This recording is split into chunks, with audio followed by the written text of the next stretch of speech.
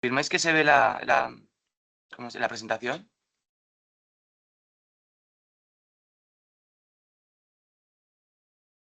No. Ah, que claro, ahí está. No, como que no. Ahora sí.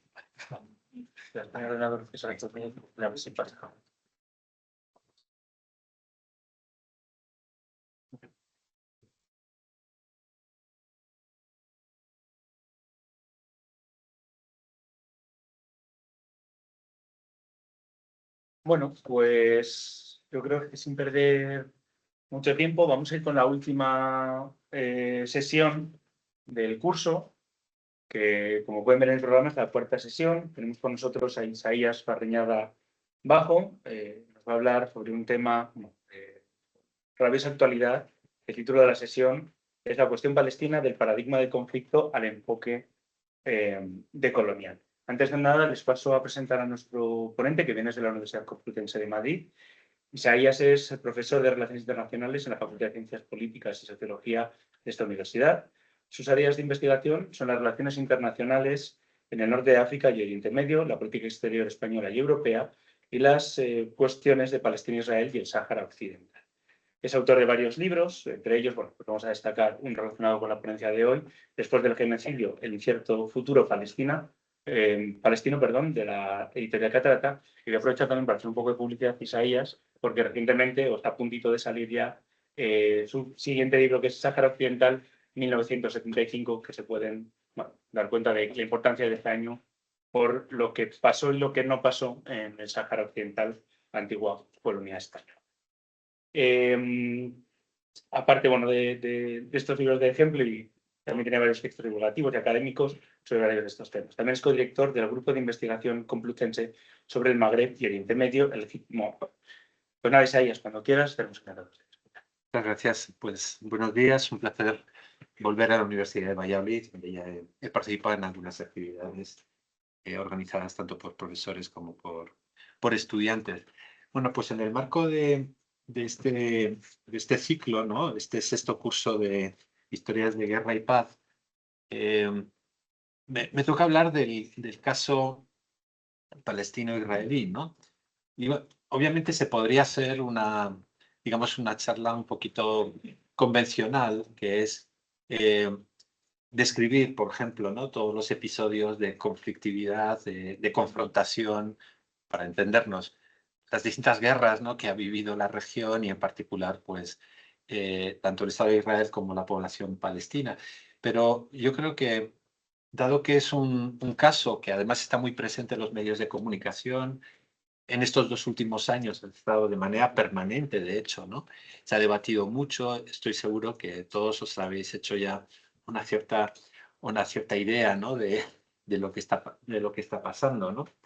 A veces viene bien también hacer un repaso, digamos, convencional, histórico, ¿no? Pero he optado, y así se lo comuniqué a los organizadores, por un enfoque un poquito distinto y también un poco provocador, ¿no? Y es reflexionar sobre la manera que tenemos de interpretar la cuestión israelo-palestina. Por eso este nombre un poquito alambicado, ¿no? Que es el de la cuestión palestina del paradigma del conflicto al paradigma decolonial, ¿no? Y de hecho he utilizado como portada de esta presentación una imagen de un intelectual palestino o estadounidense palestino, porque vivió la mayor parte de su tiempo fuera de Palestina, porque pertenecía a una familia que se vio forzada pues, al refugio, a exiliarse, y que se llamaba Edward Said, ¿no? Quizás a algunos os suene, era profesor de la Universidad de Columbia y es el autor de varios libros de referencia, pero el más conocido probablemente es el de Orientalismo, ¿no? Que es una obra que escribe en los años 70 más o menos, que es una reflexión sobre cómo la cultura, especialmente la cultura occidental, ha servido también como mecanismo de legitimación de la dominación colonial, ¿no? Es decir, que las expresiones culturales, incluso las clásicas, ¿no? La de los grandes escritores, los grandes músicos, etcétera, encarnan también una cierta forma del mundo y sirvieron para justificar, ¿no?, las relaciones de dominación, ¿no? Bueno, ¿por qué he utilizado esta imagen? Porque durante mucho tiempo Edward Said, encarnó algo así como el enfoque crítico heterodoxo, ¿no?, de muchas de las construcciones interpretativas que se habían dado sobre la cuestión palestina, ¿no? Hoy es una voz más, pero obviamente él fue uno de los iniciadores, ¿no? Bien, el caso palestino es probablemente el paradigma o digamos, el caso más evidente o más utilizado por aquellos que se han fijado en los conflictos que no se resuelven, es decir, irresueltos, que perduran en el tiempo, ¿no? Y que a raíz de esas dos cosas, ¿no?, la no resolución y la perduración en el tiempo, se complejizan hasta tal nivel que aparecen casi como irresolubles, ¿no? Hay un término que utilizan los estudiosos, ¿no?, de los conflictos, que es el de, y voy a utilizar la fórmula en inglés porque la traducción en castellano requiere matices, utilizan el término de intractable conflict, ¿no? Los conflictos no es exactamente intratables, porque la palabra intratable en castellano da la idea, en cierta forma, de que no se pueden manejar, ¿no?, y que son casi irresolubles, ¿no? Pero eso es una contradicción, ojo, porque el conflicto es un hecho social, es un hecho humano, ¿no? Y obviamente pueden ser más complejos o menos, ¿no? Pero son perfectamente manejables y resolubles, solamente que con ciertos costes, ¿no? Y obviamente hay algunas manifestaciones en los conflictos, como pueden ser la desaparición de personas, etcétera, que es irreversible, ¿no? No se puede dar marcha atrás. Pero hay otras dimensiones que obviamente sí se pueden abordar, ¿no?, con reconocimiento, reparaciones, etcétera, ¿no? Bien, la idea de los conflictos intratables, o llamados intractable conflict, mejor dicho, yo en castellano preferiría llamarles conflictos complejos o enconados, ¿no?, o de difícil resolución, es que con el paso del tiempo, cualquier conflicto va agregando dimensiones que originalmente no tenía, ¿no? No solamente porque cambia la sociedad, cambian los actores, ¿no?, implicados directamente en ese conflicto, sino que el contexto, tanto el contexto inmediato como los contextos globales, en cierta forma contaminan el conflicto. Pensad, por ejemplo, en el caso palestino. Se origina a finales del siglo XIX, con la llegada de colonos europeos, nacionalistas judíos, ¿no?, el movimiento sionista, a Oriente Medio. Estamos hablando de 1880, más o menos, ¿no? Ahí empieza todo, ahí empieza todo. Ha pasado 140 años. Fijaros lo que ha cambiado, ¿no? No solamente Oriente Medio, sino el propio sistema internacional. Y imaginad también las sociedades, ¿no?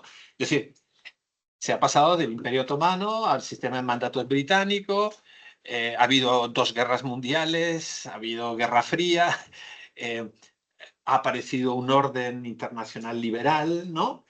Hay nuevas normas, hay toda una serie de elementos, ¿no?, desde el punto de vista ideológico, incluso en la región, movimientos políticos de emancipación, de descolonización, el nacionalismo árabe, el islam político. Hay tantos elementos, ¿no?, que han ocurrido en 140 años en la región que inevitablemente ese caso, esa disputa o ese conflicto no puede permanecer inmune, ¿no?, a lo que ha cambiado. Por lo tanto, una de las características precisamente de estos llamados conflictos enconados es que con el paso del tiempo y su no resolución son cada vez más complejos. Y esto da esa sensación, esto genera esta sensación de que esto es casi irresoluble. O sea, es una especie como de conflicto perdido, ¿no? Esperemos que se disuelva por él solo con el tiempo, porque si no vamos a arrastrar durante siglos, ¿no? Este conflicto sin resolverlo. Los distintos autores, por ejemplo, Christopher Mitchell, que es uno de los autores, el libro que tenéis ahí a la izquierda, el más oscuro, ese libro está traducido al castellano, lo podéis encontrar, ¿no? La naturaleza de los intractable conflict, ¿no? Señala que una de las características de estos, es decir, porque claro, la pregunta es, ¿y por qué se dan casos tan difíciles de resolver? Pues él señala varias posibles razones. Dice, bueno, es que hay conflictos que tocan cuestiones esenciales, por ejemplo, de los actores, que tienen que ver con la identidad, ¿no? Cuestiones casi irrenunciables, ¿no? O difícilmente negociables, o se percibe, ¿no? Que es una cuestión de sobrevivencia de la comunidad. En otros casos hay interferencia de actores externos, ¿no? Que manipulan, que instrumentalizan, ¿no? Que utilizan, ¿no? Ciertos conflictos con otros fines. Bueno, hay varias teorías sobre esto. Y también señalan una cuestión muy importante, y es que los conflictos, algunos de estos conflictos también han adquirido una especie de estatus de hipermediatización, ¿no? Que generan en torno a sí múltiples interpretaciones, ¿no? Y que dan pie pues, a muy distintas formas de abordarlos y gestionarlos, ¿no? Pensad, por ejemplo, en este caso, que está todos los días en los medios de prensa, que genera miles, digo claramente miles de libros y de artículos científicos todos los años, en comparación con otro, también no resuelto y de larga duración y más cercano a nosotros, como puede ser la cuestión del Sáhara, que está casi invisibilizado. Sí, exactamente lo contrario, ¿no? Exactamente lo contrario. Bien, ¿por qué esta introducción? Bueno, pues porque el caso de Palestina es el ejemplo que todos los teóricos que han abordado la cuestión de los conflictos enconados, ¿no? Ponen como principal ejemplo, ¿no? Obviamente hay más, pero este es el más evidente, ¿no? El más evidente. Casi todas las corrientes teóricas, ¿no? De los estudios de relaciones internacionales han dado su interpretación, su lectura sobre la cuestión israelo-palestina. Para quienes hayáis estudiado, sois algunos estudiantes de relaciones, me parece, ¿no? Bueno, pues seguro que habéis ya lidiado con los temas, ¿no? Que tienen que ver con la teoría de las relaciones internacionales, etcétera. Os sonarán algunos de estos. Las teorías realistas, constructivistas, liberales, estructuralistas, incluso las corrientes críticas, ¿no? De los estudios de relaciones internacionales, todas ellas han tratado la cuestión palestina y han intentado interpretar, ¿no? El por qué. Algunos han puesto el foco, por ejemplo, los realistas, en el Estado, los intereses nacionales del Estado y la seguridad. Hay muchísima literatura sobre esto, ¿no? El por qué Israel se comporta como se comporta, cómo está estructurado el Estado, cuáles son los intereses nacionales irrenunciables, bla, bla, ¿no? Los constructivistas pues, han puesto el foco en Naciones Unidas, en las normas, ¿no? Los idealistas, etcétera, han puesto la cuestión en las autodefiniciones identitarias, la cuestión confesional, la cuestión étnica.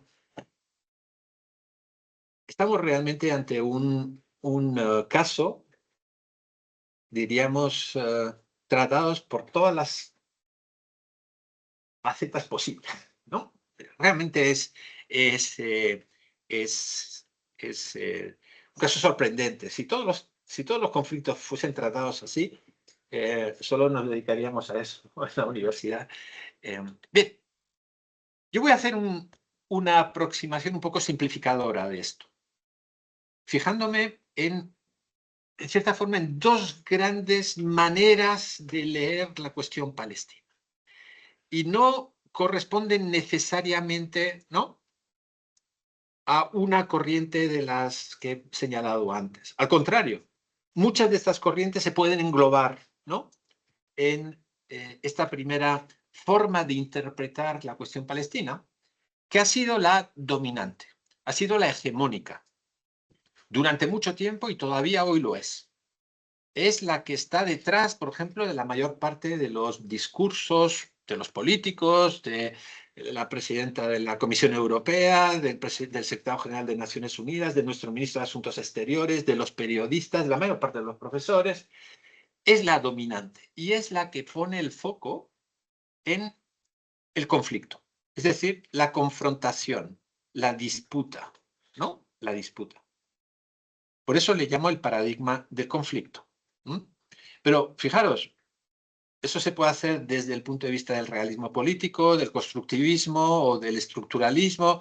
Es decir, no es, digamos, un enfoque exclusivo de una de las corrientes teóricas. Al contrario, es algo así como un enfoque englobador de muchas, ¿no?, de las corrientes. Y voy a explicar un poco qué características tiene este enfoque, esta, digamos, aproximación epistemológica, ¿no? Y es verlo todo como una disputa entre dos actores. ¿Quiénes son estos actores en el caso palestino?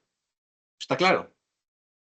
Por un lado está la población autóctona, los palestinos, y por el otro lado tenemos, al menos desde el año 48, el Estado de Israel. Antes de su creación, el movimiento nacional judío, es decir, el sionista, el movimiento sionista, ¿no? Pero a día de hoy, obviamente, este conflicto claramente es asimétrico porque, por un lado, tenemos un Estado, con todo lo que significa un Estado de instituciones, recursos, cobertura diplomática, etcétera, etcétera, por un lado, ¿no? Además, un Estado que forma parte de los Estados desarrollados, ¿no? Es miembro de la OCDE, es decir, forma parte del club de los ricos, ¿no? Para que os hagáis una idea, Israel tiene la renta per cápita como España, más o menos, ¿no? Es una potencia nuclear, ¿no? Es un país, además, con unas capacidades tecnológicas, etcétera, muy destacadas. Y por otro lado, tenemos un no Estado, o mejor dicho, un casi Estado, porque hay unas instituciones casi estatales, pero que no son soberanas, pero fundamentalmente estamos hablando de la población autóctona del territorio. Fijaros, por lo tanto, que es una disputa entre dos actores, sí, pero con capacidades muy distintas, unas y otras, ¿no? Detrás de esta idea, esta disputa en torno a qué objetivo. Bueno, pues se ha presentado tradicionalmente como que, digamos, el objeto de disputa es el territorio. Ambos reivindican, ¿no?, el territorio. El Estado de Israel, obviamente, porque el territorio es uno de los atributos del Estado. Recordad que un Estado se define, ¿no?, por una serie de atributos básicos, Convención de Montevideo, 1933, que son: todo Estado tiene que tener un territorio, una población, ¿no?, un gobierno, y eso le da pie a ser reconocido por otros Estados, ¿no? Son los atributos clásicos del Estado. El territorio, obviamente, es fundamental para el Estado. Y el Estado de Israel siempre ha tenido un problema, ¿no? Y es que ha considerado que el territorio del que dispone legalmente es insuficiente, es difícil de garantizar su seguridad. Es un territorio muy pequeñito, para que os hagáis una idea. El Estado de Israel es algo así como una comunidad autónoma española intermedia, ¿no? No es ni de la grande ni de las pequeñas, pero pequeño, ¿no? Muy pequeño, ¿no? Y además tiene zonas que son muy estrechas, difíciles de garantizar su seguridad, etc. El territorio también es una reclamación de la población palestina. ¿Por qué? Porque los palestinos se perciben como la población autóctona de una región que sufrió el colonialismo y que tiene el derecho a decidir por sí mismo su futuro, entre otros, el poder ser un Estado independiente. Al igual que se independizaron sus vecinos libaneses, sirios, jordanos, iraquíes y otros, ¿no? Pero también, para ser independiente necesitas territorio, ¿no? Entonces, fijaros, es una forma de presentar la cuestión como algo así como de si lo consigue uno, el otro lo pierde. Es decir, es un juego de suma cero, ¿no? Es un juego de suma cero. Pero en esta forma de entender la cuestión palestina, entre líneas, hay una idea también importante, y es que generalmente se percibe que ambas partes tienen legitimidad en sus demandas. Es decir, se suele admitir que obviamente la población palestina algún derecho tendrá sobre ese territorio, porque es la autóctona del territorio, ¿no? Pero al mismo tiempo hay una especie de reconocimiento también de que el movimiento sionista, que el Estado de Israel, ¿no?, tiene derecho a defender también sus demandas territoriales, ¿no? Bueno, ahí se construyen toda una serie de explicaciones sobre si es un movimiento nacional que tiene derechos políticos, la construcción de Estado necesita territorio, por lo tanto, si además ha tenido la bendición de Naciones Unidas, bla, bla, el reconocimiento de la comunidad internacional, ¿no? Todo ese... Bien, ¿cómo se resuelven situaciones de este tipo? Bueno, la forma clásica, tradicional, violenta, es que uno se impone sobre el otro. Así se resuelve el conflicto, desgraciadamente, ¿no? Y así se ha hecho a lo largo de la historia. Hay un vencedor sobre todo en una disputa desigual, ¿no? Hay un vencedor. Pero ¿qué ha ocurrido en el caso israelo-palestino? Que si bien la historia, ¿no?, de este conflicto ha tenido mucha conflictividad, ¿no? Durante el periodo británico del mandato, en el periodo de entreguerras, hubo la gran revuelta árabe, ¿no?, entre 1936 y 1939, a tres bandas, ¿no?, sionistas contra ingleses y contra árabes, ¿no?, todos contra todos.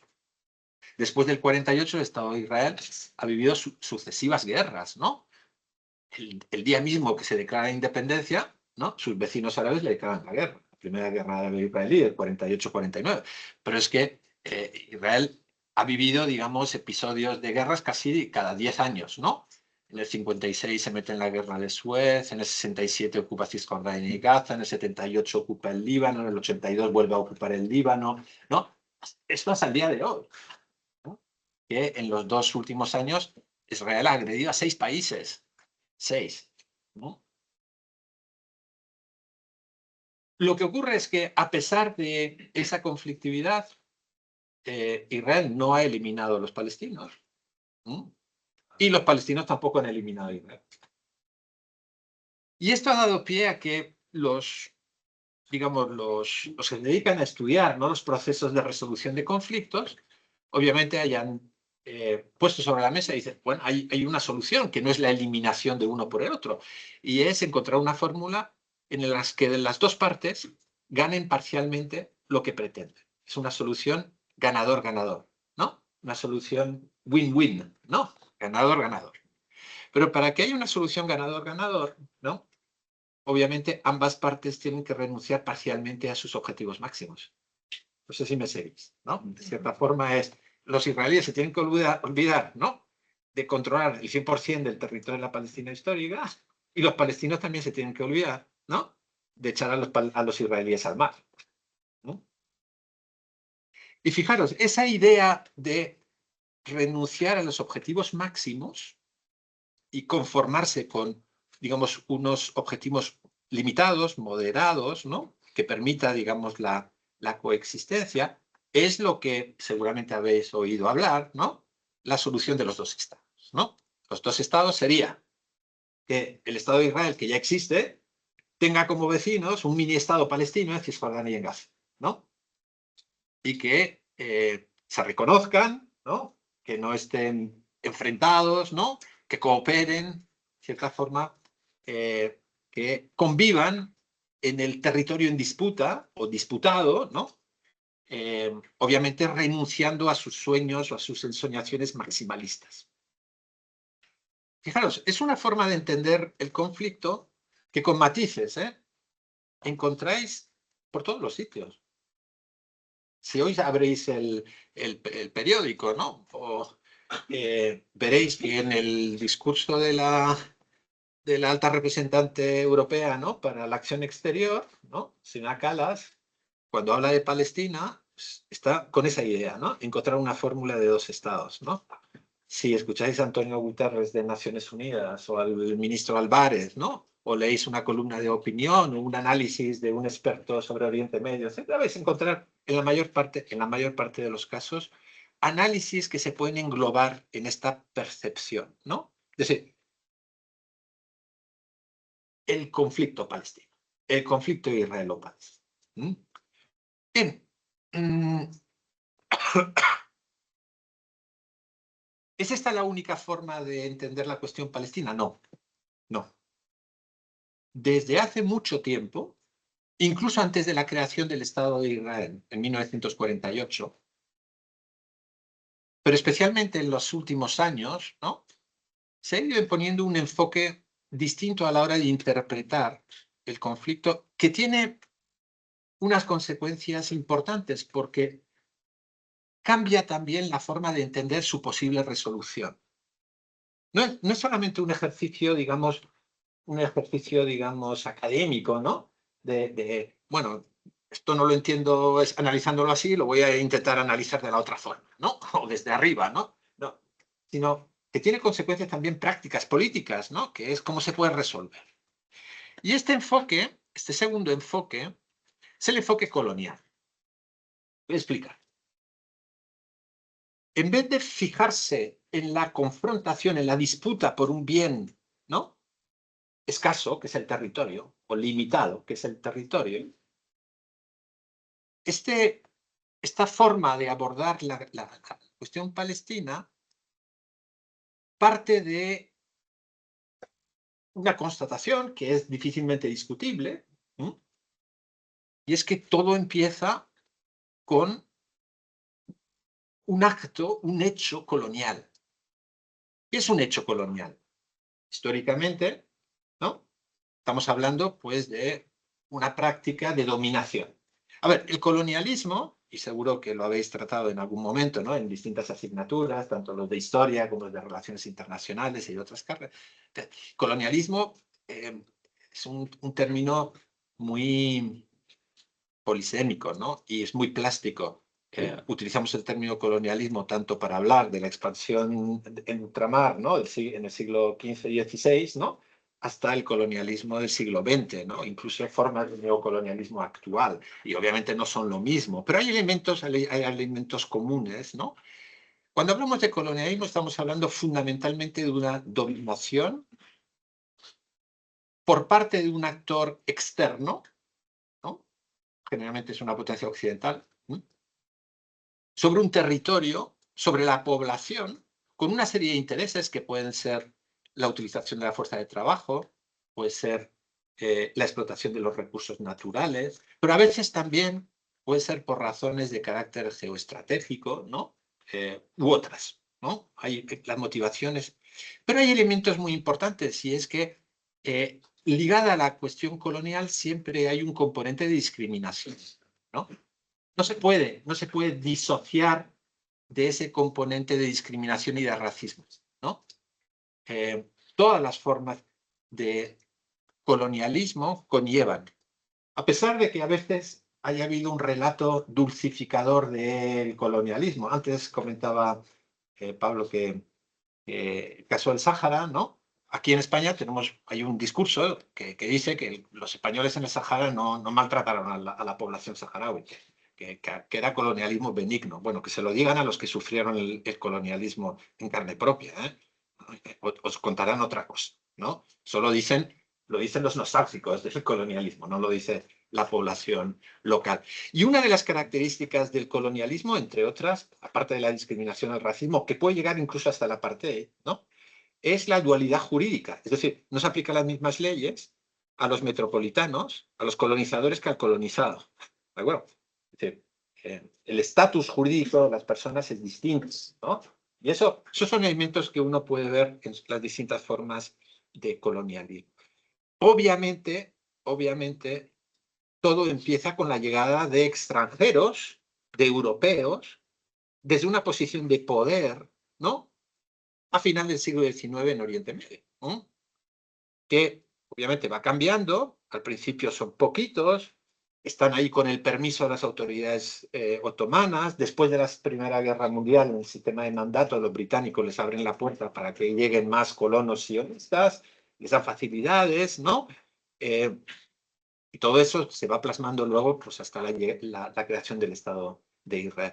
Pero este enfoque, fijaros, no se limita en decir, no, es que esto todo empieza con la llegada de extranjeros a Oriente Medio, con un proyecto, ¿no?, y con discriminación con la población local, etcétera, sino que lo lleva más allá y dice, Cuando se independiza el Estado de Israel, cuando se crea el Estado de Israel, el colonialismo no termina, no se diluye, sino que se mantiene, se transforma y permanece hasta el día de hoy. Es decir, que la realidad, que digamos que el colonialismo no es una cuestión de origen, sino es un proceso que se ha mantenido hasta el día de hoy. Y señalan, ¿no? Los autores que, o los que han trabajado con este enfoque, dicen, mira, primer ejemplo, se crea el Estado de Israel, mayo de 1948, declaración de independencia. Pero la población del Estado de Israel no es toda judía.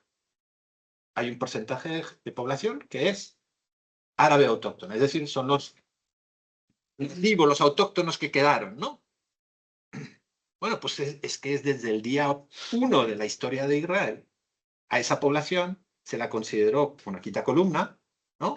Una población sospechosa. Es cierto que recibieron la ciudadanía israelí y que podían votar, pero de entrada solo podían vivir en barrios de árabes. Eso hasta el día de hoy. Hoy, si uno es ciudadano israelí, pero no es judío, sino es árabe, solo puede vivir en barrios de árabes y en pueblos árabes en el siglo XXI. Oye, sí, de acuerdo, son ciudadanos, pero son ciudadanos de segunda, ¿no? Y esa población durante 17 años, hasta 1966, ¿no? Estuvo sujeta a un régimen de excepción militar. A las 11 de la noche, entre las 11 de la noche y las 5 de la mañana no podían salir a la calle. Había toque de queda en los pueblos árabes. El resto del país estaba de fiesta por la noche, en los barrios de los árabes no. Hasta 1966, ¿no? Obviamente esas prácticas, ¿no? Basadas en la diferenciación étnica, según este enfoque, son una expresión del colonialismo interno, ¿de acuerdo? No es un colonialismo de la metrópoli hacia el pueblo o la población colonizada, sino aquí en este caso entre dos grupos, ¿no? En la población. Los palestinos con ciudadanía israelí durante mucho tiempo no han podido trabajar en empresas de servicios públicos estratégicos, la luz eléctrica, el agua, ¿no? Las fábricas de alta tecnología, las fábricas de armas. No se les llamaba a hacer el servicio militar. En Israel es obligatorio el servicio militar, pero no van a llamar a un árabe, ¿no? Tienen miedo de que utilicen las propias armas en contra del, ¿no? Del Estado de Israel. Esa discriminación institucionalizada, que en Sudáfrica se llamaba apartheid, ¿no? Es una forma de colonialismo interno. Pero es que el colonialismo interno en el caso de Israel, según este enfoque, también se ha manifestado cuando Israel ocupa en 1967 Cisjordania y Gaza. Ocupa, explota los recursos naturales, el agua, la tierra, etcétera, implanta población, utiliza la dualidad jurídica, las leyes de Israel no se aplican en los territorios ocupados, en los territorios ocupados, el ordenamiento jurídico es a base de órdenes militares. Sí, son todas características propias del colonialismo. Y también si analizamos cómo se comporta Israel en la región, ¿no? De nuevo nos encontramos con formas más propias del colonialismo, de la guerra colonial en realidad, ¿no? Con todas sus características de excepcionalidad, etcétera, no cumplimiento de normas, ¿no? ¿Qué es lo propio de la guerra colonial? Las normas sirven para la guerra entre civilizados, pero contra los bárbaros no. Esto es de cajón, ¿de acuerdo? Recordad que por ejemplo, en la guerra contra el terror, pues nos hemos saltado todas las normas internacionales. Lo que está haciendo Trump ahora disparando, ¿no? Contra barcas, ¿no? Sin saber quién está, qué llevan y qué están pilotando con la sospecha de... Son bárbaros, ¿no? Se puede aplicar la guerra sin leyes, ¿no? Total. Fijaros, por lo tanto, que la lectura que se hace de la cuestión palestina, fijándose no en la confrontación asimétrica, desigual, en búsqueda de un bien escaso que es el territorio, sino en la naturaleza colonial de lo que se ha creado, radicalmente distinto. Y eso tiene una consecuencia, y es cómo se resuelve una situación colonial. ¿Se puede negociar para que ambas partes obtengan parte de sus objetivos? Pues no. ¿Por qué? Porque desde el punto de vista del derecho internacional, el colonialismo es un ilícito. Una de las cosas, logro, yo creo, del siglo XX y del derecho internacional fue la consideración de que la dominación, ¿no?, parte de un Estado sobre la población de otros territorios era una anomalía.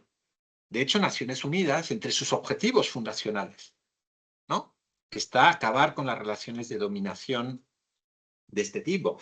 Hay que también recordar que Naciones Unidas, en 1945, cuando se crean, no son las Naciones Unidas de hoy, eran unas Naciones Unidas de los ganadores de la Segunda Guerra Mundial y además de las potencias que eran además coloniales.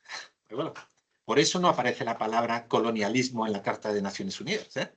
Se buscan eufemismos, ¿no? Se habla de territorios no autónomos, etc. Pero la idea está, porque entre los objetivos, recordad que los objetivos de Naciones Unidas son garantizar la paz y la seguridad internacional, promover la cooperación entre los estados, ¿no?, y el desarrollo socioeconómico, pero también acabar con las situaciones de dominación, ¿no?, de unos estados sobre otros, ¿no?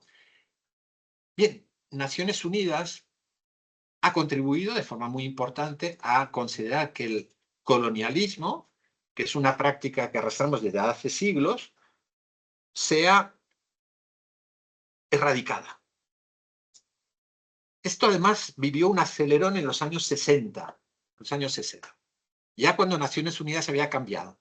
Las Naciones Unidas de 1945, los 50 y tantos estados que crean Naciones Unidas eran todos occidentales, europeos y americanos, del norte y del sur. Había 2 africanos, 2 asiáticos y poca cosa más. Pero en los años 60, Naciones Unidas ya había cambiado de manera muy importante. Los países que habían vivido, ¿no?, proceso de descolonización, se habían incorporado, ¿no?, a la organización, ya le dieron unas características muy distintas. ¿Y qué ocurre? Que a principios de los años 60 la Asamblea General aprobó la resolución 1514, que es la gran resolución, ¿no?, que reconoce el derecho de los pueblos colonizados a disponer de sí mismos, ¿no? Es esta forma de constitución del derecho de descolonización, ¿no? Resolución 1514. Yo le digo a mis estudiantes, no tenéis que aprender muchas resoluciones de memoria, pero la 1514 es importante, muy importante para cualquier estudiante de relaciones internacionales, ¿no? Bien, a partir de los años 60, Naciones Unidas no solo aprueba resoluciones, sino que pone en marcha mecanismos, incluso de vigilancia, para hacer pressing sobre los estados que todavía tienen colonias. No hemos acabado, ¿eh? Todavía quedan, recordad, 17 territorios no autónomos, ¿no?, pendientes de descolonización, ¿no? Algunos los coloniza Francia, otros los coloniza el Reino Unido, otros Estados Unidos, ¿no? Hay un caso en Nueva Zelanda. Han ido desapareciendo otros. España estaba también en esa lista, ¿no?, porque tenía colonias hasta 1976, estaba Portugal, estaban otros, ¿no? Estaba Bélgica y otros estados, ¿no? Pero en todo caso, hoy, y como el gran logro de la sociedad internacional, no podemos admitir que sigan existiendo formas de colonialismo. Es un ilícito, es un ilícito. Y los ilícitos no se negocian, se desmontan. Por lo tanto, según este enfoque, la cuestión palestina, ¿cómo se resuelve? No negociando para que Israel siga haciendo lo que ha venido haciendo, pero que no se pase de la raya y los palestinos tengan algunos derechos. No, se desmonta el colonialismo. Se desmonta la discriminación interna. Se desmonta la ocupación de Cisjordania y Gaza. Se desmontan las prácticas agresivas respecto a su vecindario. Fijaros, por lo tanto, que aquí se pone el derecho por delante, la norma, es decir, las reglas del juego. Desgraciadamente estamos en un momento, 2025, en el que parece que el derecho hoy sobra, ¿no? Se lo salta, ¿no? Se salta en Ucrania, se salta en Palestina, se salta en muchísimos sitios, ¿no? En Birmania lo estamos viendo, se salta en el Sáhara, se salta en muchísimos otros sitios. Tenemos además a figuras al frente de ciertos gobiernos, ¿no?, que ni siquiera saben que existe el derecho internacional, ¿no? No miro a nadie en Washington, ¿no?, por ejemplo. Pero también en la Unión Europea, ¿no? También en la Unión Europea, porque se toman a veces decisiones que están totalmente al margen, ¿no? Por lo tanto, Fijaros, este enfoque identifica la solución a la cuestión palestina basándose en la aplicación de las normas del derecho, porque hay normas. Hay normas ante el colonialismo, hay normas ante el apartheid, hay normas ante la ocupación, hay normas ante el derecho, la violación del derecho internacional humanitario, desplazamientos de población, sanciones colectivas, todo ese tipo de cosas. Hay normas. Si se aplicaran, ¿no? Si se aplicaran, tendríamos gran parte del trabajo hecho. También podemos decir que a veces el derecho internacional es incompleto, o tiene sesgos, o es etnocéntrico, ¿de acuerdo? Eso no excluye, pero es que si se aplicaran las normas, ¿no? Tendríamos gran parte de estos resultados. Bien, pues lo mismo que en el enfoque anterior, en el del conflicto, encontramos mucha producción académica, también nos encontramos ahora cada vez más, ¿no? Una producción académica de enfoque decolonial, ¿no? Decolonial. Y no solamente de obras pues de palestinos, de israelíes o de la academia anglosajona, etc. Veréis al final, por ejemplo, la bibliografía. Puedo dejar la presentación a los organizadores del curso y os quedáis así con referencias bibliográficas, etc., ¿no?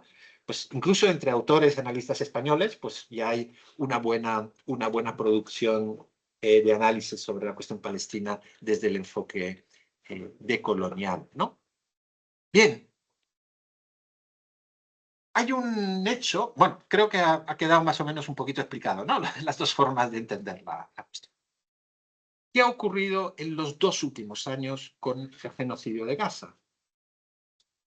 Que el segundo enfoque ha ganado relevancia.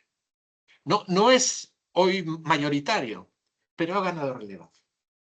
En cierta forma, lo que se ha podido observar con la guerra total de Gaza. Cuando hablamos de guerra total, estamos refiriendo a la guerra sin normas.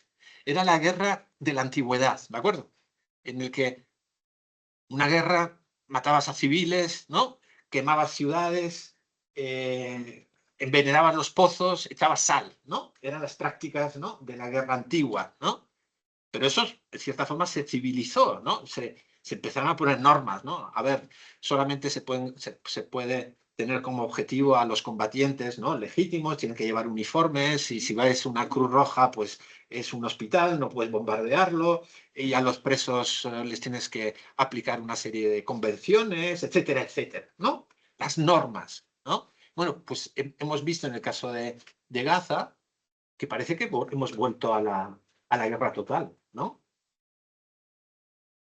Es que con el argumento, ¿no? De que supuestamente había combatientes palestinos en subterráneos debajo de los hospitales, bombardeas el hospital.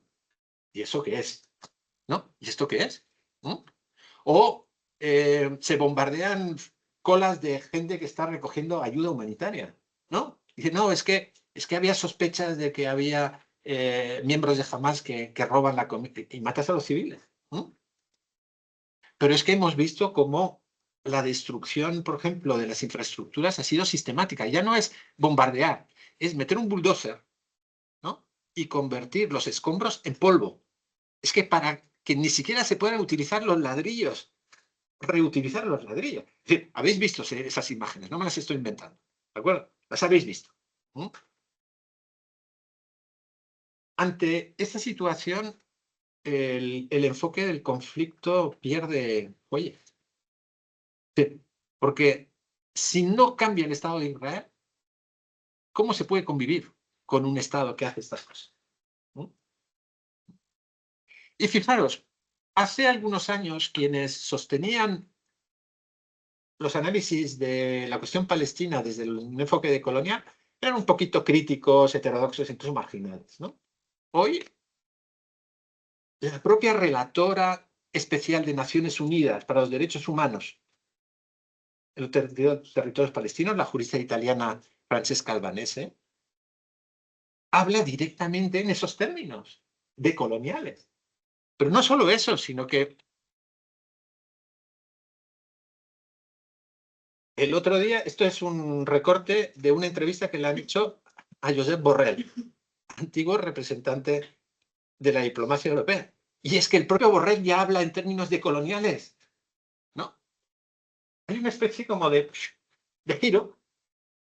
Fijaros, por ejemplo, en los eslóganes de los movimientos de solidaridad, las acampadas, por ejemplo, de estudiantes, ¿no?, por Palestina, que hemos visto en todo el mundo, ¿no?, en estos 2 últimos años. Nadie habla de conflicto israelo-palestino, se habla de colonialismo en Israel, ¿no? Entonces, está habiendo una especie de vuelco epistemológico, ¿no?, sobre la cuestión palestina. ¿Dónde llegará esto? No lo sabemos, ¿no? Yo no tengo bola de cristal, ¿no? Pero sí que podemos constatar que hay una nueva forma de entender, ¿no?, la cuestión israelo-palestina, y esto está generando, obviamente, también un efecto dentro de Israel. En Israel, la sociedad israelí, podemos hablar mucho sobre esto, porque no es negro ni blanco y todas las sociedades son plurales, ¿no? No podemos meter en el mismo saco y hacer calificaciones ligeras, ¿no?, y simplificadoras, pero la sociedad israelí es una sociedad colonial, en el sentido de que no solamente todos son, en cierta forma, o inmigrantes o descendientes de inmigrantes, pero no inmigrantes económicos, sino inmigrantes coloniales.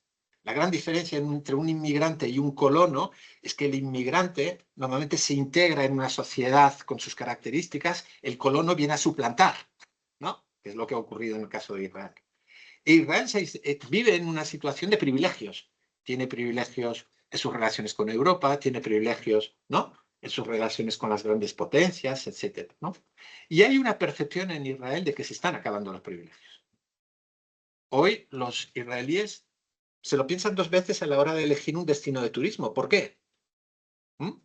Porque saben que en algunos sitios solamente le van a poner mala cara, sino que si tienen a lo mejor una edad para estar en el ejército, corren el riesgo de que se les abra un procedimiento, ¿no?, aplicando el principio de justicia universal en algún país del mundo por haber participado en la operación militar en Gaza, ¿no? Ya está habiendo casos en Europa, en Brasil, en distintos países de América Latina. Es decir, el jefe del gobierno israelí ahora ya no se puede mover por el mundo, tiene que asegurarse de que al sitio al que va, ¿no?, no van a aplicar la orden de detención de la Corte Penal Internacional. Las empresas se lo piensan 2 veces, las federaciones de deporte, ¿no?, se están viendo excluidas es decir, se están acabando los privilegios. Y por lo tanto, está habiendo también, ¿no?, un efecto en el interior de Israel. Para terminar rápidamente, y así damos pie al debate, yo creo que hay suficiente como para... Pero si nos fijamos, por ejemplo, en el funcionamiento de Naciones Unidas, ¿no? Sabéis que Naciones Unidas es una organización compleja, es un sistema, ¿no? Es un sistema en el que hay distintos órganos. El principal es la Asamblea General. No os dejéis engañar por esa percepción de ver en el Consejo de Seguridad la organización. La organización principal es la Asamblea, ¿de acuerdo? Es donde están todos los miembros, como iguales, ¿de acuerdo? Es la Asamblea el principal. Pero está la Secretaría General, el Consejo de Seguridad, está el ECOSOC, está la Corte Internacional de Justicia y toda una serie de... Entre otros organismos está el Consejo de Derechos Humanos, ¿no?, que es el organismo especializado de dar seguimiento a la situación de los derechos humanos. El Consejo de Derechos Humanos puso en marcha, bueno, mejor dicho, el antecedente del Consejo, porque todavía no existía a principios de los años 90, la Comisión de Derechos Humanos en este caso, puso en marcha una figura que es la del relator especial para distintos temas. Hay relatores especiales para el derecho de los niños, hay relatores especiales para cuestiones de género, relator especial para cuestiones de minorías. Hay un relator especial desde el año 93, me parece, sí, en el 93, para la situación de los derechos humanos en Palestina. Es decir, el Consejo de Derechos Humanos ha encargado a un jurista de reconocido prestigio, que no es funcionario de Naciones Unidas, que es externo, que es independiente, ¿de acuerdo?, que simplemente pro bono, además, porque no cobra, ¿no?, adopta, digamos, un mandato de Naciones Unidas para observar, vigilar, documentar y traducir en informes lo que percibe sobre el mandato que tiene. En este caso, la situación de los derechos humanos en los territorios palestinos, que es el objeto de nuestro caso. Por ahí han desfilado una media docena más o menos de juristas. La última es Francesca Albanese, ¿no? Esta jurista italiana, ¿no? Los informes de los relatores especiales se entregan al Secretario General de Naciones Unidas y el Secretario General lo lleva al Consejo de Derechos Humanos. Y eso se puede terminar traduciendo en una resolución del Consejo o de la Asamblea General, o incluso se puede utilizar como prueba en un procedimiento en la Corte Internacional de Justicia o en otros tribunales, ¿no? Veis aquí en la presentación, el mandato del relator es investigar las violaciones, recibir comunicaciones, escuchar a testigos, ¿no? Informar a través de informes finales, haciendo recomendaciones, etcétera, ¿no? Importante, son independientes, son juristas difícilmente, digamos, discutibles. Esto no es un activista, no es alguien que está ahí por motivaciones políticas, ¿de acuerdo? ¿No? Son juristas, ¿no? Juristas. Hace más de 20 años que los relatores especiales no pueden poner los pies en Palestina, porque Israel no les deja entrar. Eso ya dice mucho, ¿no? Ya dice mucho de la situación, ¿no? Esta es Francesca Albanese, la tenéis aquí arriba, ¿no? Ha venido varias veces aquí a España. Y es muy interesante porque a Francesca Albanese le mandatan en este puesto antes de la guerra de Gaza, antes de la masacre de Gaza, ¿no? Es decir, iba a hacer más o menos lo que hicieron los anteriores, ¿no? Cada cierto tiempo hacer un informe, intentar entrar, no la dejan, no. Pero claro, le ha pillado el genocidio, ¿no? Le ha pillado el genocidio. Y ha presentado ya 4 informes. 4 informes. Solamente, no vamos a entrar en detalles, pero solamente como ejemplo de cómo el paradigma ha girado, ¿no? Sus informes son públicos, los podéis encontrar en la red. Están traducidos a las lenguas oficiales de la Asamblea General, es decir, el español, entre otros, ¿no? El último ha salido hace 2 semanas, ¿no? Cada uno de ellos se centra en un aspecto, ¿no? Y fijaros lo interesante. Primero, el que se publicó en marzo del 24, es decir, 6 meses después del inicio del genocidio, la relatora especial, por primera vez, sin esperar que la Corte Internacional de Justicia termine el procedimiento, ¿no?, puesto en marcha por Sudáfrica, es decir, todavía no hay sentencia, sin embargo, hay motivos razonables para creer que se ha traspasado el umbral por el que se puede decir que Israel ha cometido genocidio. 2 años antes, un informe de otro organismo de Naciones Unidas que se había atrevido, ¿no?, a hablar de genocidio, el secretario general de Naciones Unidas rechazó su informe y dijo: este informe no existe porque no podemos aceptar, ¿no?, calificar como genocidio algo que haga Israel. Recordad, ¿no?, que Israel, que se presenta al mundo como heredera de los judíos masacrados, ¿no?, en Europa, etc. Cosa que tampoco es cierta, pero bueno, ¿no? Hoy esto ya se ha admitido. Primer informe, claramente posicionamiento. Hay que recordar que la Convención de Naciones Unidas se llama para la prevención y la persecución del delito de genocidio. Es decir, no hay que esperar a que haya una sentencia para actuar, hay que prevenir. Que en el momento en que llegue la sentencia, pues a lo mejor ya no hay pueblo rohingya o palestino o saharaui o el que sea, ¿no? Se moja. Pero no solamente eso.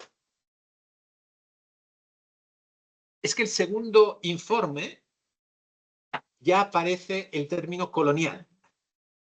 El segundo informe, que es de octubre del 24, es decir, 7 meses después del primero, es un informe que tiene por título El genocidio como supresión colonial y explica claramente, ¿no?, cómo el genocidio es la fase final de un proceso, ¿no?, que se origina incluso antes de la creación del Estado de Israel, ¿no?, y que ha ido viviendo distintas fases de acumulación hasta llegar a estas formas, digamos, máximas de violencia, que es el genocidio. Pero, de nuevo, que un documento, a ver, que no es un documento de Naciones Unidas, sino un documento de la relatora independiente que entra en la maquinaria de Naciones Unidas y que el secretario general adopta y traslada al Consejo de Derechos Humanos, utiliza el término colonial, es claramente una novedad sustancial. Pero es que el tercero, ¿no?, que es sobre el papel de las empresas, ¿no?, es decir, de actores no estatales, ¿no?, en el genocidio, sigue la misma línea. Dice, ojo, que el colonialismo y que el genocidio no son una cuestión solamente de los estados, sino que sin la intervención, sin la utilización, ¿no?, de la base material, etcétera, y por lo tanto de la economía, no se podría dar. El cuarto es sobre la complicidad de terceros estados, ¿no?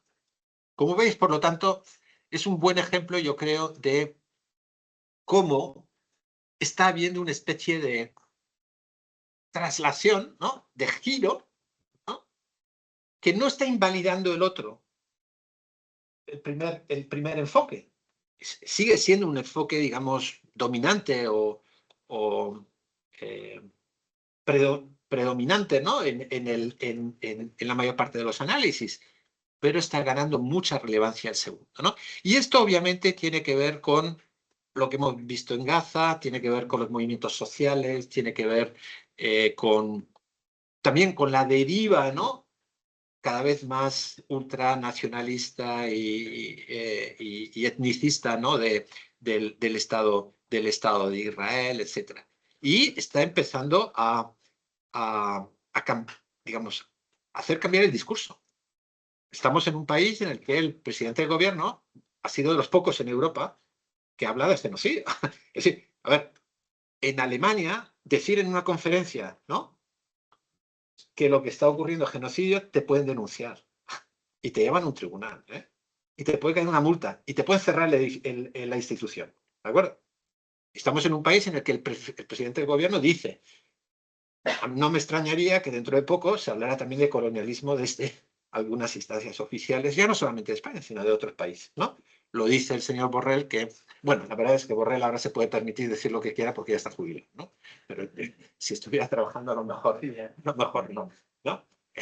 Pero bueno, y por eso se lo permiten. Tenéis mucha bibliografía sobre esto, os dejo la presentación, ¿de acuerdo?, para que podáis explorar, podáis leer, y hay incluso autores en lengua española, ¿no?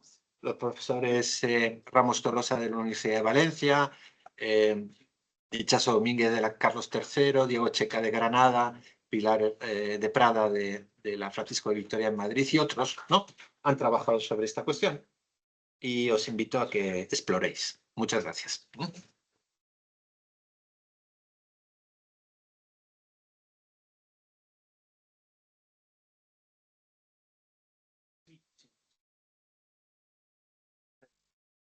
Vamos a dar paso al turno de preguntas en conjunto con Sara, que estuvo anteriormente, pues también podéis preguntar sobre la situación en Myanmar y aparte, bueno, con la clase y digo clase porque más que una conferencia era una clase.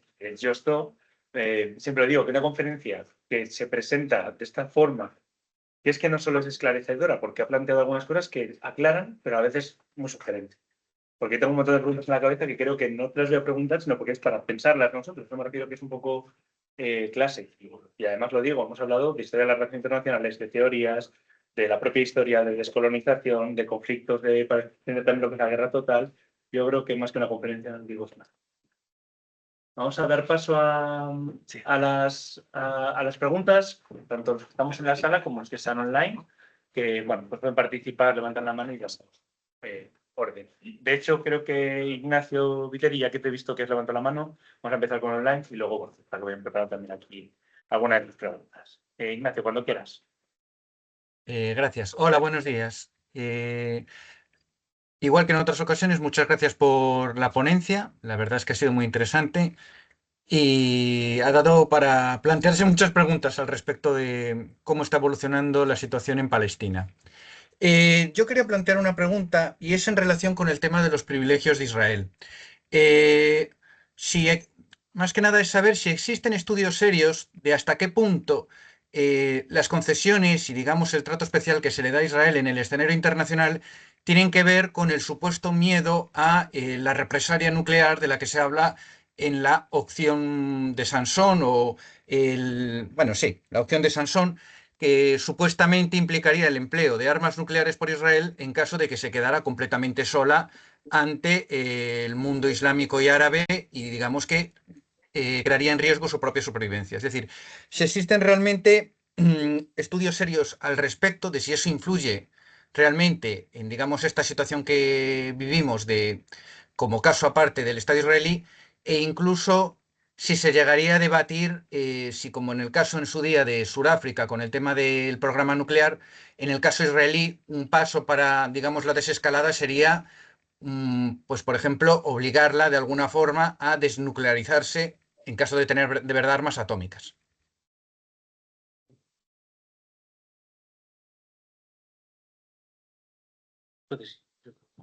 Pues muchas gracias, Ignacio.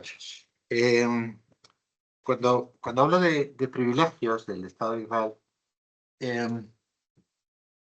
a ver, creo que hay que diferenciar. Una cosa es,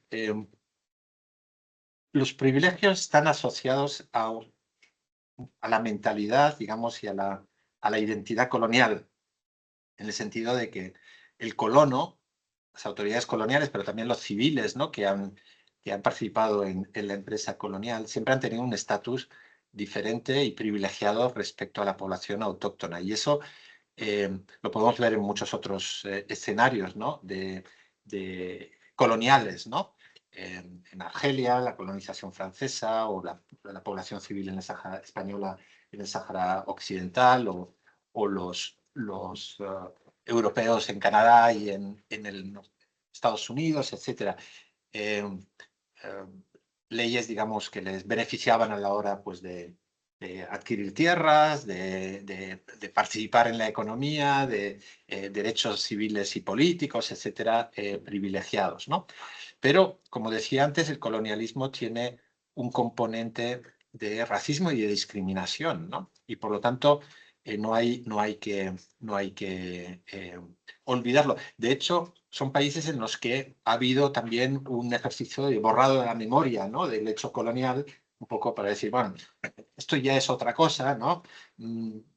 Miramos para otro lado, ¿no? Os cuento una anécdota. Por ejemplo, yo he trabajado haciendo investigaciones en Palestina y en Israel, y es muy llamativo porque el campus, por ejemplo, de la Universidad de Tel Aviv está, un campus universitario, está construido sobre un pueblo árabe que fue borrado. Es decir, se expulsó a la población, se destruyeron las casas y se construyó el campus, ¿no?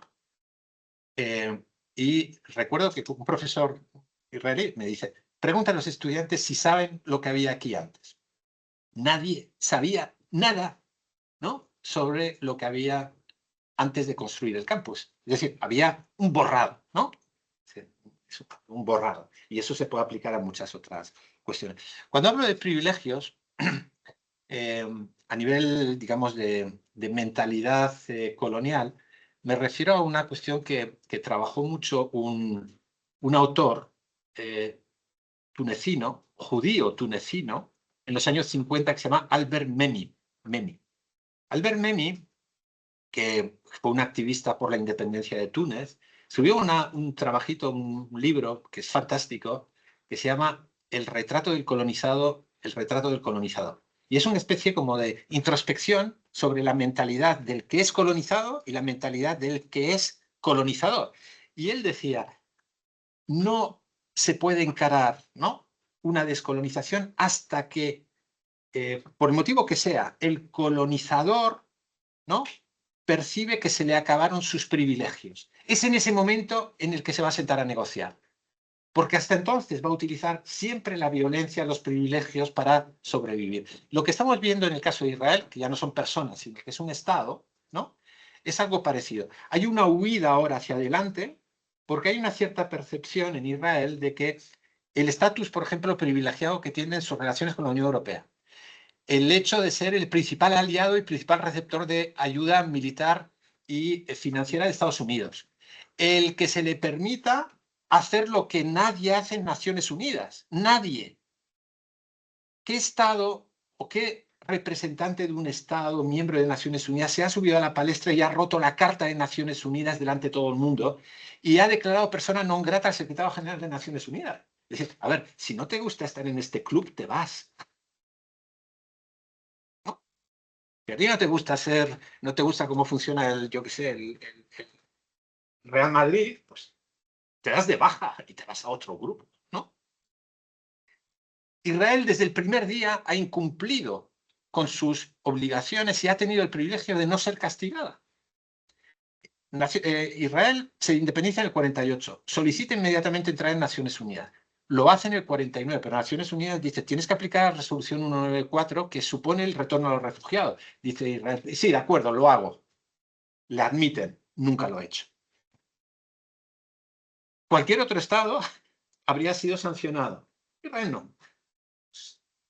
Por lo tanto, hay una acumulación de privilegios que se han convertido en algo así como una especie de coraza de impunidad, ¿no?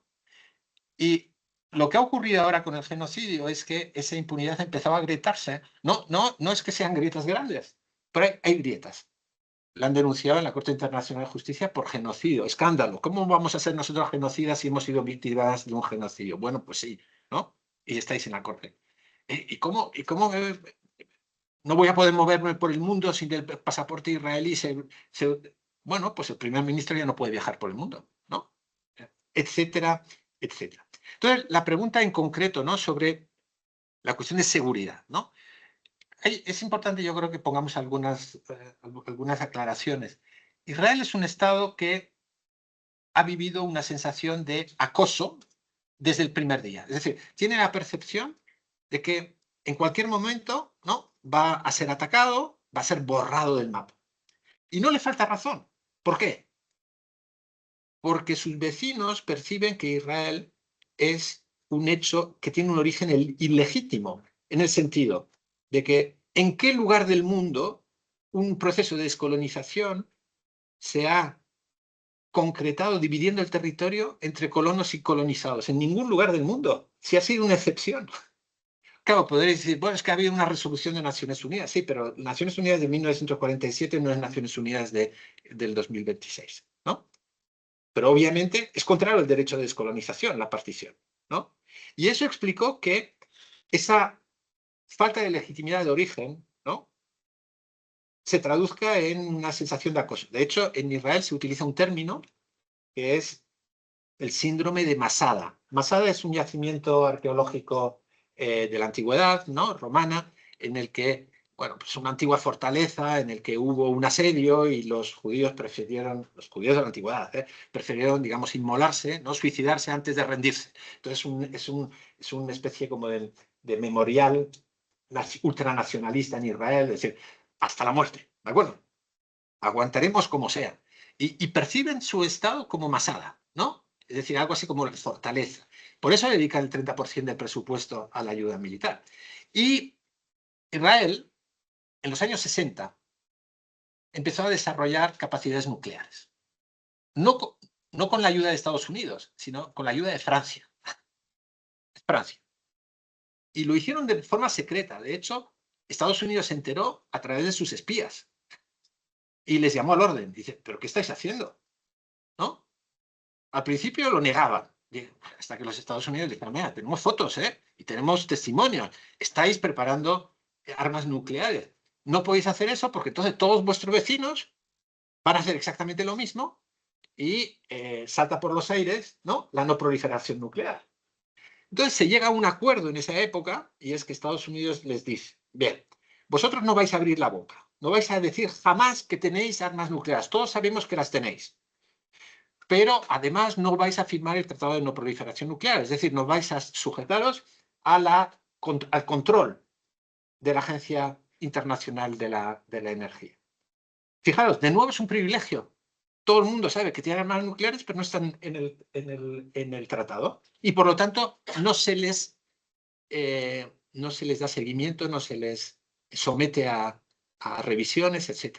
Es decir, se le ha permitido algo que no se permite a nadie más, ¿no?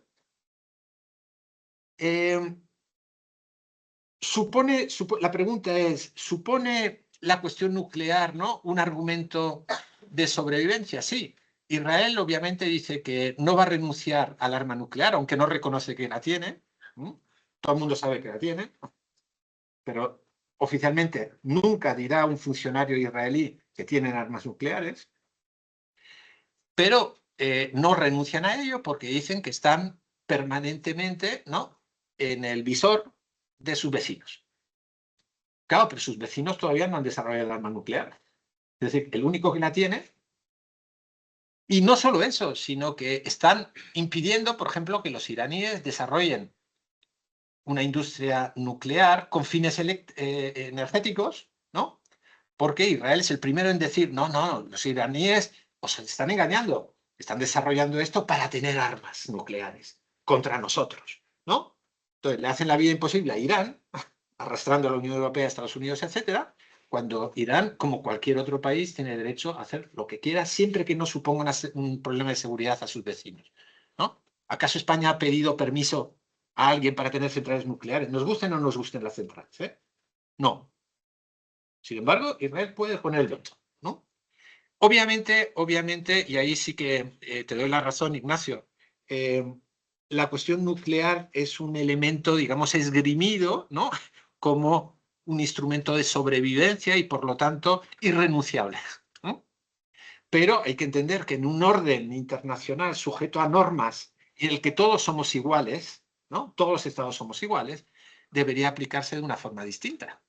Sería obligar a Israel a que haga públicos, se someta a supervisión internacional, ¿no?, para evitar precisamente que otros estados, ¿no?, sea Arabia Saudí, sea Egipto, sea Irak, Irán o quien sea, se sume, pues, a la proliferación nuclear y contribuya a la inseguridad global, ¿no? Porque ese es el problema. El problema no es que ellos se sientan amenazados, sino es la comunidad internacional la que se puede sentir amenazada ante la proliferación nuclear, ¿no? Fijaros, los regímenes de excepcionalidad, Por recoger alguna pregunta más. los regímenes de excepcionalidad van en contra de todos, no en contra de los enemigos de Israel, sino de todos, ¿no?, de toda la comunidad internacional, también de nosotros, ¿no? Por si hay alguna pregunta que tipo. Muchas gracias. Vamos a hacer no sé si hay alguna pregunta más por recogerlas. Si no, Y así. vale, pues hay un par de preguntas. De hecho, voy a lanzar yo una y porque es para los dos, para que también Sara, igual a lo mejor tiene que seguir ahorita la mañana con nosotros, bueno, será también su tiempo. Yo es una pregunta para los dos, en el sentido de cómo se asume la mediatización de esto, ¿no? En el caso de los rohingyas salió durante no sé si decir ni siquiera meses, durante un periodo muy cortito en nuestras noticias y a nivel internacional, bueno, pues de alguna forma se centró el foco muy brevemente. Claro, si lo comparamos con Palestina, el foco, a pesar de todos estos movimientos y estos intereses internacionales, y al final sabemos cómo funciona el entramado mediático, sí está en el centro y el foco es constante. No nos olvidamos nunca nos olvidamos, pero bueno, que el foco suele estar en Palestina. Por lo tanto, un poco cómo se percibe esto y qué efectos tiene en la resolución de... Sí, bueno, un poco cómo lo veis, ¿no? ¿Cómo afecta, no sé si a la resolución, pero al desarrollo de los conflictos esa mediatización? ¿Y por qué en el caso de Palestina y de Myanmar ha sido tan diferente? Ayer lo hablamos también con el caso de Sudán, ¿no? Son casos que existen, pero que apenas, bueno, pues tienen esa relevancia. Y con eso invito a los que habían levantado la mano también a plantear sus preguntas y ya, bueno, pues para que vayan respondiendo, si os parece, de forma conjunta. Empiezas tú, Sara. Vale. Bueno, si no, recogemos las preguntas, Isaías, o... No sé si... Sí. No, sí, las preguntas y después ya... Vamos a recoger. Como se te vea mejor, sí. Luego ya contesto. En mi caso es siguiendo un poco con la línea de los privilegios que se estaban hablando. A mí hay un tema que has mencionado que me toca un poco de cerca porque trabajo para una federación española y entonces es el tema de si las federaciones están o no apoyando apoyando esto. Y precisamente creo que realmente no hay ninguna federación internacional que todavía haya excluido a Israel, y sin embargo lo que ha habido es una entidad privada, a lo mejor no la ha excluido como pudo pasar con el Giro de Italia, si no me equivoco. Entonces, realmente las federaciones internacionales no pueden actuar, o pueden en principio, o no deberían, sin el paraguas del COI. Pero el COI se ampara en la Carta Olímpica diciendo que es que Israel no ha ocupado un territorio que no es suyo y ha dicho que es suyo, a diferencia de lo de Rusia, para hacer esta comparación. Entonces, me preguntaba si eres consciente o no de si el COI ahora mismo está haciendo algunos cambios en el discurso o no, en base a las declaraciones que había hecho sobre si las federaciones internacionales estaban dejando de amparar al Estado de Israel. Había otras dos preguntas. Bueno, yo dos, aparte de eso.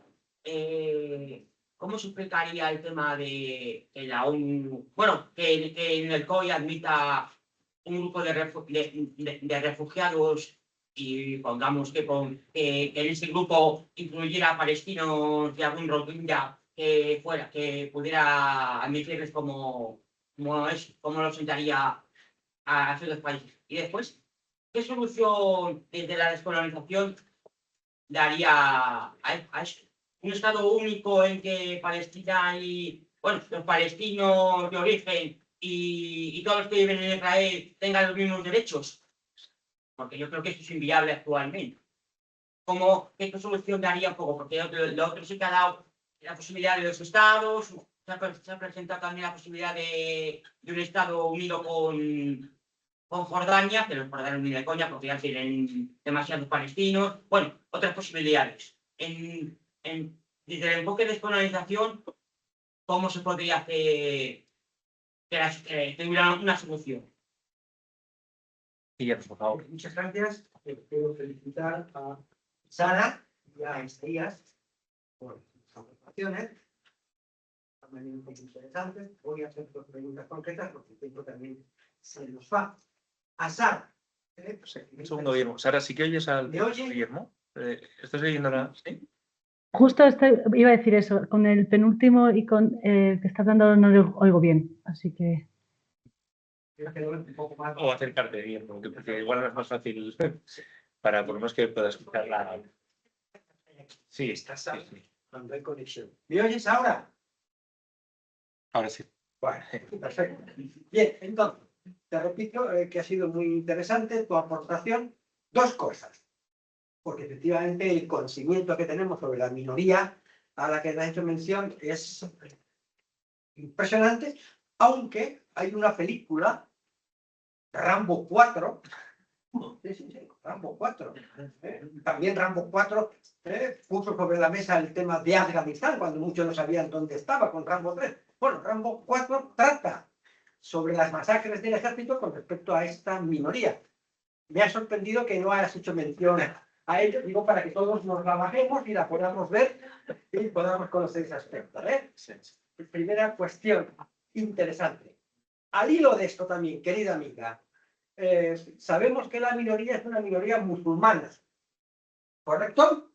Bueno, ¿qué ha hecho la conferencia islámica con respecto a esta minoría? ¿Cómo se ha posicionado al respecto? Y ¿qué medidas ha emprendido para, evidentemente, poderla ayudar? Por tanto, esa es la gran cuestión. Lo otro era una anécdota, pero así es la gran cuestión. Lo que la conferencia islámica haya hecho o no haya hecho, la conferencia islámica, para los que no lo sepan, une a 55 países islámicos aproximadamente, porque es una minoría islámica, musulmana, para ser exactos. Bueno, ¿qué ha hecho? Por tanto, primera cosa. Y para, querido amigo, bueno, efectivamente hay un tema de que se habla mucho. Bueno, ¿qué pasó realmente el 7 de octubre del 2023? Porque a todos nos sorprendió, tú lo has dicho antes, el Estado de Israel permanentemente vive en vigilia armada, porque obviamente desde la resolución de la ONU es así. Eso se entiende muy bien para la guerra del año 48, para la guerra del año 67, para la guerra de Yom Kippur, la guerra empatada, pero sorprende que el servicio secreto de que todo el mundo habla, el Mossad, Bueno, ¿qué pasó ahí? Porque hay lucubraciones mil de que pudiera haber sido el propio Mossad quien dejara mano ancha, porque eso iba a facilitar las cosas al señor Netanyahu. Estaba, como bien sabes y has dicho, ¿verdad?, atenazado por la propia justicia de su país, no solo la internacional. Por eso sorprendió a todo el mundo, ¿no? Ese progromo, ¿verdad? Y porque a raíz de ahí ha devenido todo, aquellos polvos, estos lodos, nunca mejor dicho. Bueno, si sabes algo más de lo que los mortales de a pie no conocemos, pues nos lo digas, porque eso es importante para trabajarlo en el aula con nuestro alumno. Muchísimas gracias y enhorabuena. Muchas gracias por eso. Bueno, pues ahora ya sí, paso a los ponentes para que den respuestas, explicaciones. Sara, si quieres empezar. Vale, muchas gracias. Bueno, muchas gracias por las preguntas y me alegro de que haya sido entretenida e interesante mi parte y, por cierto, impresionante el tema de cómo has tratado el tema Palestina. También lo he estado siguiendo muy de cerca y has mencionado temas que son de estudio, son para hacer una tesis, para hacer un artículo, para hacer un libro. Así que muchas gracias también por tu ponencia. Y respecto a la primera pregunta sobre la mediatización, perdón, a fin de cuentas, siempre he dicho, ahora vivo en Bruselas y siempre digo, esto es una burbuja europea. Vivimos con unos privilegios que ningún país, ni siquiera Canadá ni Estados Unidos, tiene. Pero si nos salimos de la burbuja europea y pensamos en la burbuja occidental, vivimos en sociedades que no se pueden comparar con otras. Entonces, para nosotros, esto es un punto de vista para decir qué pienso sobre la educación. Es muy interesado siempre lo que se muestra en televisión, lo que se muestra en prensa. A fin de cuentas, ¿por qué hablamos de Ucrania prácticamente todos los días? Porque está en nuestras fronteras, porque es un régimen, el ruso, que intenta posiblemente destruir lo que hemos construido, lo que somos, nuestra forma de vida. ¿Por qué nos interesa tanto Palestina?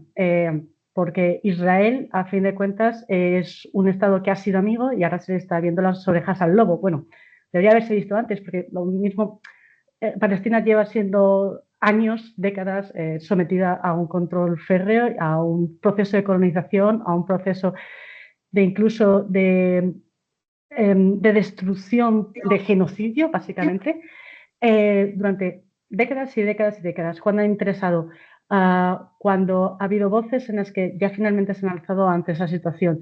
O lo mismo puede surgir con el Sáhara Occidental. El Sáhara Occidental, a fin de cuentas, lleva años ahí. ¿Ha interesado hablar de ello? No, porque el interés ahora es mantener buenas relaciones con Marruecos. Marruecos se ha convertido en un socio principal, primordial de la Unión Europea en su conjunto y especialmente para España. Tema de terrorismo, tema de comercio, etc. Entonces, ¿hasta qué punto la mediatización es importante? Se ha visto con Palestina, como se ha visto con la comparación de los rohingyas. Los rohingyas aparecieron al principio, cuando era algo de lo que hay que hablar, pues hablamos de esto. Esto es mi punto de vista. Pero en realidad, como no nos influye directamente, como no nos afecta nuestra forma de vida a nosotros como sociedad directamente, simplemente nos puede afectar en temas de relaciones económicas, que con Myanmar ya había sanciones, casi no había relación de ningún tipo, porque había otros actores de por medio, véase Rusia, véase China.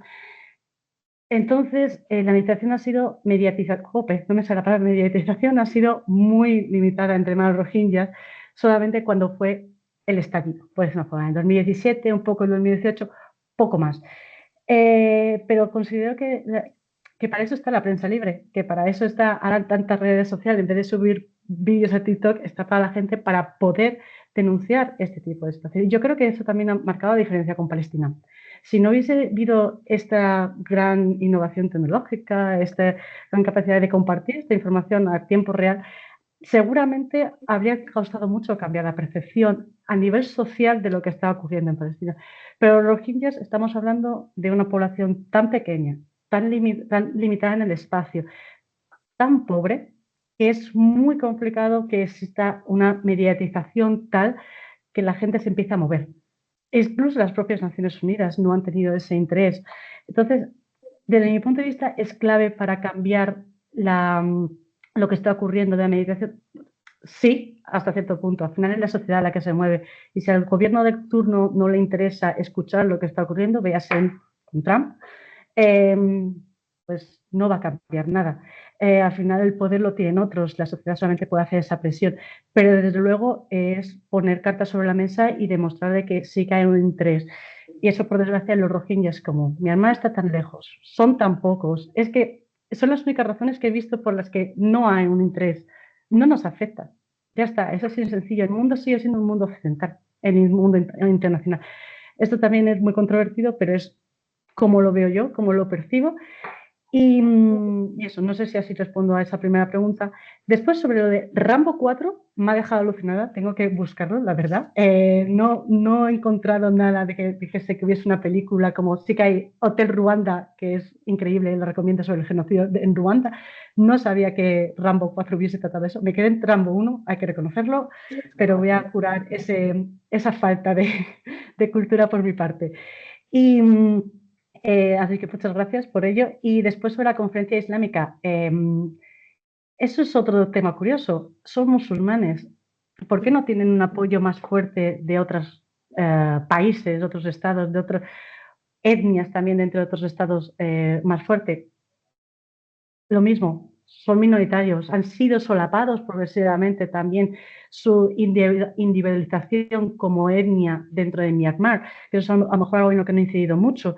Entonces, sí que la conferencia islámica se ha movido para denunciarlo ante las Naciones Unidas, pero en realidad no ha tenido un peso de mucha importancia en este caso. Muestra su preocupación. Eso queda al final en papel mojado, pero no ha tomado acciones de ningún tipo. También, ¿qué acciones va a poder tomar? Sí que ha pedido eso, comunidad internacional, que ayude, sobre todo a los refugiados, pero que no ayude en el fondo no nada sobre el fondo del asunto. Entonces, es por eso también una etnia olvidada, es una etnia olvidada por su propia comunidad de hermanos musulmanes, en cierta medida. Y eso creo que es todo lo que tenía que decir. No sé si me falta algo más. Nada, y muchas gracias por las preguntas y muchas gracias por la organización y todo. Muchas gracias.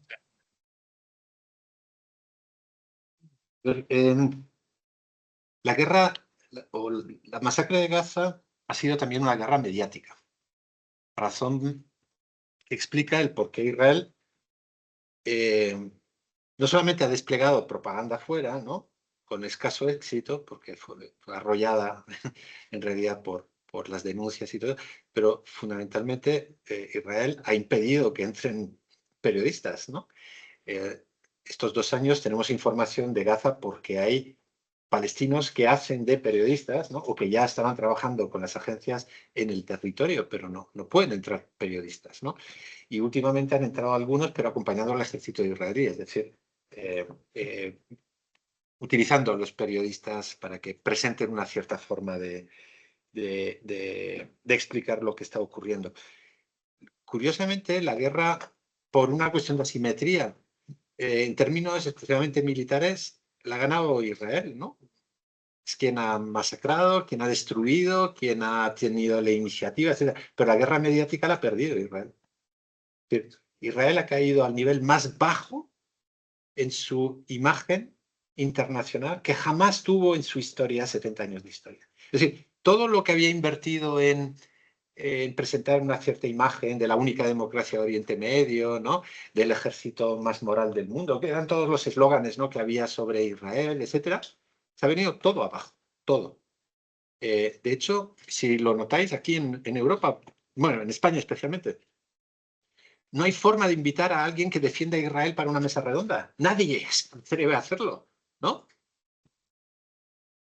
Y eso muestra que la batalla mediática Israel la ha perdido. Pero eso también tiene que ver con otra cuestión. Es que en muchos países, sobre todo de Europa occidental, la cuestión de Israel-Palestina no es una cuestión de política exterior, es una política interior, porque ha polarizado, ha dividido las opiniones públicas, ¿no? Ves aquí en España, ¿no? Aquí solamente la ultraderecha apoya a Israel. Son los únicos. Ni siquiera los conservadores clásicos, ¿no?, el PP, etcétera, se atreve a decir algo, ¿no? Es decir, hay una dimensión fundamental en torno a cómo se representa, ¿no? Cómo se representa la cuestión en los medios. Respecto al lavado de cara que supone el deporte, ¿no? En la acción exterior, ¿no? Lo que se conoce como el sport watching, ¿no? No podría explicar exactamente cuáles son las posiciones del COI, ¿no? Pero hay que recordar casos o precedentes. Cuando la cuestión del apartheid en Sudáfrica, ¿no? Tomó relevancia internacional, durante mucho tiempo se denunció, no había forma de cambiar la decisión de los estados, etcétera, pero en el momento en que se empezó a considerar como inadmisible, ¿no? Lo que estaba ocurriendo en Sudáfrica, Naciones Unidas se mojó, los organismos internacionales se mojaron, también el mundo deportivo. Tardó. ¿Por qué tarda? ¿Por qué tarda? Fundamentalmente porque hay ciertos deportes que tienen un aparato económico detrás, ¿no? Hay una cantidad que explican, yo creo, estas lecturas sesgadas, como la que tú has comentado, ¿no? Que es decir, que el COI considera que Israel no está ocupando. A ver, será el único organismo que lo considera, porque la Cuarta Convención de Ginebra lo tiene claro, las resoluciones del Consejo de Seguridad lo tienen claro. O sea, es decir, deben ser los únicos junto con los israelíes que consideran eso, ¿no? Por lo tanto, es un sesgo tan descarado, ¿no? Que obviamente hay otras razones detrás que lo explican. No sé si tiene mucho sentido que los palestinos participen en el grupo de los refugiados, porque Naciones Unidas ha admitido al Estado de Palestina como Estado no miembro observador permanente. No es miembro de Naciones Unidas, pero participa en Naciones Unidas con un estatus equivalente al del Vaticano, ¿no? Al de la Santa Sede. Son los dos únicos estados no miembros, ¿no? Con estatus de observador permanente. Es miembro de la UNESCO. Si es miembro de la UNESCO, ¿por qué no es miembro, ¿no? del COI, por ejemplo, ¿no? Es decir, ahí hay incoherencias que obviamente responden, yo creo, a cuestiones más concretas. ¿Cuál sería la solución desde el punto de vista del enfoque decolonial? Como he dicho, lo principal es poner los derechos por delante. Y hay cosas urgentes que sí que se pueden realizar. Es decir, acabar con la discriminación, acabar con la ocupación beligerante que es un ilícito internacional, ¿no? Deberían ser los primeros escalones. El tema de la estatalidad, si un Estado o dos Estados, ¿pensáis realmente que hoy dos sociedades tan polarizadas como la Palestina, que ha vivido un genocidio, y los israelíes, ¿no? Que en un 80% aplauden el genocidio, pueden hoy compartir un Estado? Es bastante difícil. Puede ser una utopía racional para el futuro, ¿no? Pero es muy difícil que hoy, con el trauma que han vivido estas dos sociedades, podamos imaginar digamos, una reconciliación a corto término. Por lo tanto, yo creo que la doble estatalidad, es decir, los dos estados, son una fase intermedia necesaria. Y luego ya se verá. La lógica, yo creo, el sentido común, ¿no? Por términos muchas veces también materiales, las distancias, la necesidad de interdependencia, las propias sociedades que están muy cercanas, etcétera, deberían probablemente llevar a un horizonte de un solo Estado, democrático, en el que no hubiera privilegios y en el que no hubiera un grupo con privilegios y otro de segundo rango. Exigir ahora un solo Estado, la verdad es que me parece bastante difícil de materializar, ¿no? Pero hay cosas que se pueden hacer. Acabar con la ocupación. No el engendro del plan de Trump, que es perpetuar la ocupación y además con un virreinato, una organización internacional, bueno, que se encargue de la gestión. No, descolonizar. Y eso se viene diciendo desde la resolución 242 de 1967. Es decir, Israel no pinta nada en Cisjordania y en Gaza. Se tiene que retirar y asumir el coste. Cisjordania, Gaza y la parte este de Jerusalén, ¿eh? Porque todos son territorios ocupados.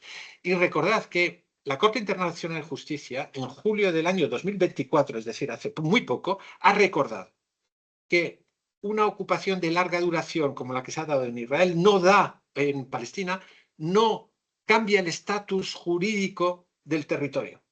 ¿De acuerdo? Es decir, recuerda que aunque hayan pasado 50 y tantos años, ¿no? La ocupación es la ocupación y la obligación de Israel es retirarse, ¿no? Y que asuman los... Y para terminar, ¿qué pasó el 7 de octubre? Yo no tengo, digamos, información privilegiada. También es cierto, es difícil de explicar, pero la explicación más inteligente que yo he oído me la dio un sociólogo israelí, crítico y totalmente antisionista, y me explicaba que en los últimos años el cambio social que ha vivido Israel es un elemento que no hay que poner al margen. ¿Y a qué nos estamos refiriendo? Durante mucho tiempo las élites de Israel eran las élites fundadoras del Estado de Israel, que en cierta forma eran el laborismo, ¿no? O el sionismo liberal y de izquierda, ¿no? Es un poco difícil combinar sionismo con izquierda porque son valores contradictorios, pero bueno, provenían, digamos, de esa familia, de los Ben Gurión, ¿no? De los Golda Meir, ¿no? Etcétera, que tenían un discurso más, digamos, próximo a la socialdemocracia, ¿no? Eso ya no existe en Israel. Todo el campo político se ha volcado hacia posiciones nacionalistas, ultras, étnicas, incluso de extrema derecha radical, antiárabes, racistas, ¿no? Segregacionistas. Hoy las campañas electorales tienen eslóganes como echemos a los árabes, ¿no? Eso no se atrevían a hacerlo hace 30 años.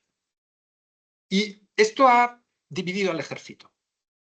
Tradicionalmente, los cuadros, los dirigentes del ejército, los generales, los que mandaban, los que diseñaban las estrategias de seguridad, eran militares laboristas, que de hecho se jubilaban y pasaban luego al campo político, se convertían luego en candidatos, en diputados o en primeros ministros.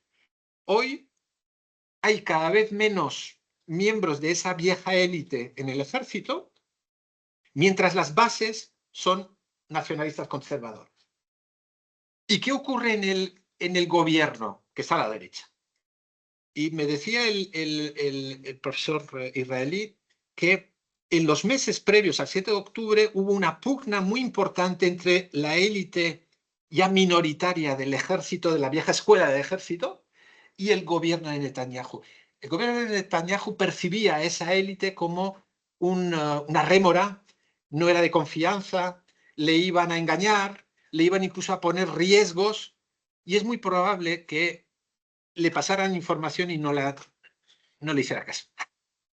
¿Y qué ocurrió? No olvidéis que el 7 de octubre no es un acto terrorista.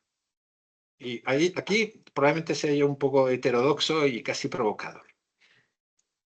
Fue un acto de resistencia en el que hubo ciertos comportamientos terroristas. Porque recordemos que la resolución 3070 de la Asamblea General de Naciones Unidas dice que los pueblos colonizados pueden utilizar todos los medios a su alcance, incluida la lucha armada, para acabar con el colonialismo. ¿Ah? Pero obviamente, esos medios, incluso la lucha armada, no se tienen que dirigir a la población civil, sino al ejército. Por lo tanto, en la operación del 7 de octubre, el componente contra el ejército fue legítimo, el componente contra la población civil no. Pero no se puede meter en un mismo saco y decir que todo es un acto de terrorismo. Los combatientes de Hamás iban con uniforme. ¿Por qué? Porque son las leyes de la guerra. Y cuando capturaron a militares israelíes se convirtieron en prisioneros de guerra. Prisioneros de guerra. Si capturaron a civiles, son rehenes. Y eso no es lícito. Por lo tanto, hay esos dos componentes. ¿De acuerdo? Hay un componente de violencia legítima, de resistencia legítima, y un componente, obviamente, de violación del derecho internacional humanitario, que no es justificado en ningún caso, lo haga quien lo haga. No se pueden coger civiles, utilizarlos como escudos o utilizarlos como moneda de cambio. Eso no se puede hacer. Pero fijaros, los palestinos fueron soltando a los civiles y se quedaron con los militares. ¿Por qué? Porque eran la moneda de cambio. Y eso sí que es lícito. Y hay una convención, la tercera convención de Ginebra, ¿no?, que regula, ¿no?, el trato que se da a los militares. Por lo tanto, fijaros también cómo a veces nos quedamos en un discurso, incluso a la hora de hablar de los rehenes, de los presos, de los muertos, etcétera, que no entra en detalle. Pero bueno, estamos en la universidad, entre internacionalistas, ¿no? y tenemos que saber distinguir estas cosas, ¿no? Muchas gracias. Vamos a aprovechar ahí una última pregunta. Flavia, te voy a pedir que seas, bueno, pues muy sucinta, porque ya hay que clausurar el curso y, bueno, pues si quieres intervenir rápidamente con alguna pregunta, con eso cerraríamos. En realidad no, no era una pregunta porque me la robaste precisamente, Pablo, sobre los medios. Y era únicamente que como yo analizo la representación de África en el cine occidental, tengo estrecha relación con la representación de genocidio y la representación de los conflictos y os invito en general, os agradezco las intervenciones y en general el curso ha sido fenomenal, me ha encantado, pero en la cuestión de las representaciones cinematográficas de los conflictos y del genocidio, por favor cogedlo con pinzas porque en el caso se ha nombrado Hotel Ruanda, pero también los hay de otras partes del sur global y hay unos intereses bastante fuertes en esas representaciones cinematográficas. Y siento este inciso. Gracias. Pues gracias por la aclaración y por los comentarios, Flavia. Si les parece bien, voy a llamar a la coordinadora, a Jara Cuadrado, y al secretario de los IMANCAS para que procedan la clausura del curso y nos llegan las palabras. No. Ya, yo estuve en la inauguración.